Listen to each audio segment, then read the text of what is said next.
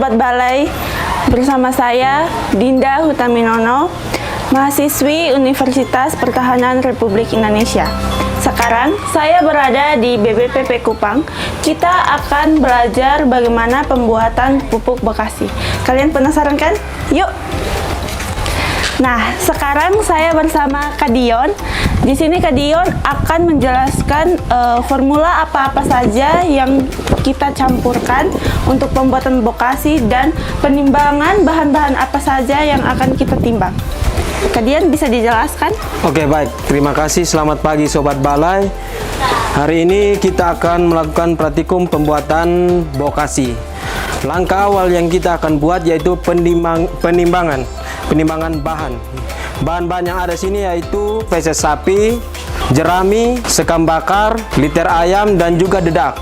Ada juga formula. Formula yang digunakan juga itu ada gula sama M4. Langkah awalnya itu kita penimbangan bahan. Ya Sobat Balai, ini adalah berat dari feses sapi kering berjumlah 23 kg. Silakan diturunkan lagi. Oke. Setelah penimbangan feses sapi, kita akan membuat formula. Saat ini saya dibantu oleh Kakak Dinda. Ayo Kak Dinda, kita buat pembuatan formula untuk Bekasi. Yang pertama yang kita lakukan yaitu pengukuran gula. Gula sebanyak 200 ml. Kakak Dinda tolong lihat ya. Oke.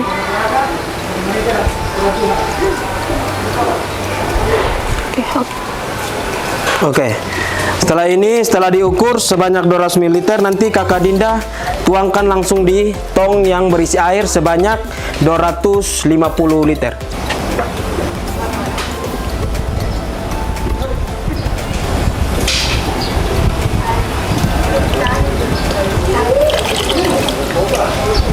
Ya, setelah dituangkan diaduk. Nah, Kak Dion, mau tanya nih, kalau misalnya gula airnya tidak ada, apakah bisa diganti dengan gula lain atau bagaimana? Ya, ini pertanyaan yang bagus ya teman-teman ya. Jadi selain gula merah, kita juga bisa menggunakan gula pasir, gula lempeng, dan juga madu. Yang penting dia itu mengandung gula yang tinggi, sehingga itu menjadi makanan dari mikroorganisme. Mikroorganisme itu apa? Mikroorganisme itu yang ada dalam M4 ya. Jadi setelah diaduk, kita biarkan dulu, kita melakukan pengukuran M4. Jadi M4 di sini kita melakukan pengukuran M4 ini sama dengan pengukuran gula. Jadi perbandingannya 1:1, yaitu M4 juga sebanyak 200 ml.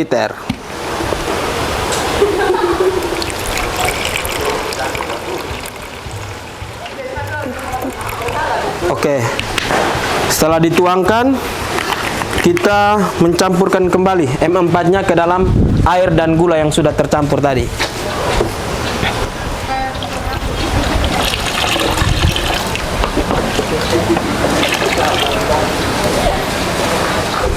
Setelah diaduk, sobat-sobat semua, kita melakukan penutupan supaya perkembangan mikroorganismenya itu mulai dari saat kita melakukan penutupan ini ya teman-temannya.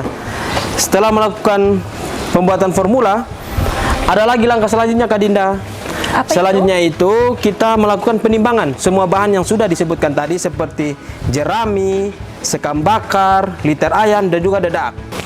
Penimbangan pertama yaitu jerami. Jerami di sini sebanyak 15 kilo ya teman-teman, 15 kilo yang dipakai untuk pembuatan Bekasi. Sekam bakarnya sebanyak 11 kilo ya teman-teman, 11 kilo yang kita gunakan. Liter ayam yang digunakan itu sebanyak 20 kilo ya teman-temannya. Jadi liter ayam yang digunakan itu sebanyak 20 kilo. Oke, ini adalah berat dari dedak itu ya. Sobat-sobat, setelah kita melakukan penimbangan semua bahan, selanjutnya langkah yang paling utama yaitu kita melakukan apa Kak Dinda?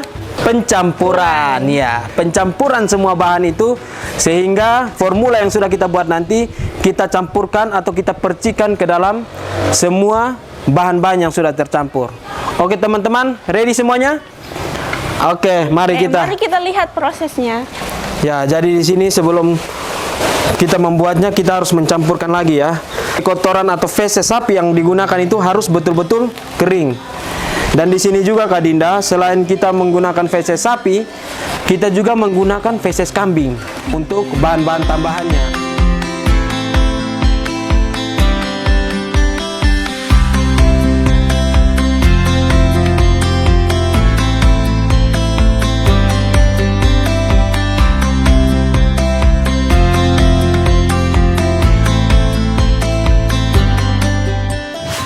Oke, sekarang ini kan sudah campur merata kan? Ya. Saatnya kita melakukan percikan dari formula yang sudah dibuat tadi. Oke, silakan teman-teman. Oke, sambil dipercikan nanti diaduk sampai merata ya teman-temannya. Dicampurkan sampai merata.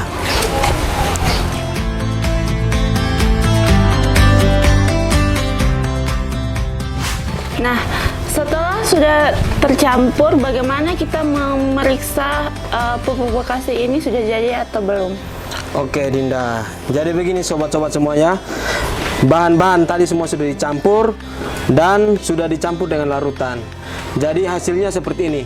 Tadi kita omong tentang kadar air. Kadar air itu kita melakukan pengukuran dengan cara menggenggamnya ya. Jadi setelah dicampurkan kita menggenggamnya, tidak ada air yang keluar kan Dinda? Iya. Dan saat dilepaskan juga tidak hancur, tetap menggumpal. Tetap menggumpal seperti ini ya. Jadi ini tandanya kadar airnya pas berapa persen tadi Dinda? 30 sampai 40%. Iya, jadi kadar airnya ini 30 sampai 40% ya, sobat-sobat semuanya. Jadi langkah selanjutnya setelah bokasi ini dicampurkan, kita akan melakukan fermentasi. Fermentasi di sini kita melakukan fermentasi dengan cara menaruhnya di karung. Ya. Kira-kira berapa lama fermentasinya? Oke, fermentasi yang sering dilakukan di balai kita itu kita melakukan fermentasi selama 1 minggu. Setelah 1 minggu, karungnya itu dibuka dan diangin-anginkan dulu sedikit. Setelah itu baru kita aplikasikan di tanaman kita. Oke Kak Dinda, mari kita melakukan pengemasan dalam karung untuk difermentasi. Yuk.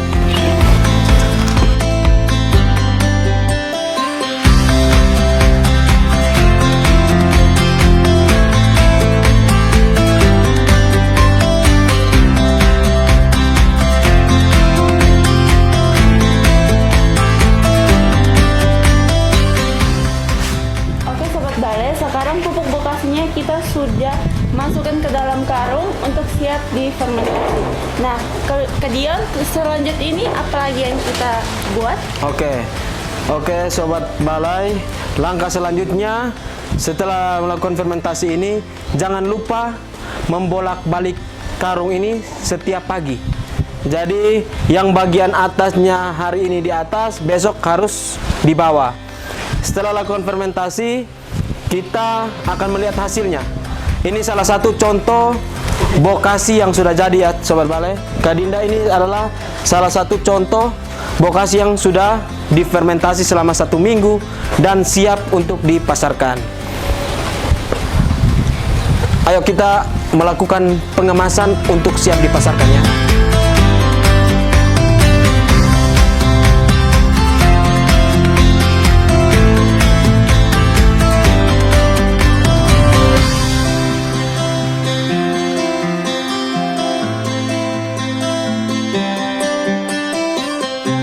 Oke Kak Dinda, setelah melakukan fermentasi tadi, ini ada sedikit oleh-oleh dari balai yang biasa kami jual di CFD dan juga di kantor kami, yaitu pupuk bokasi. Ini beratnya 10 kilo loh.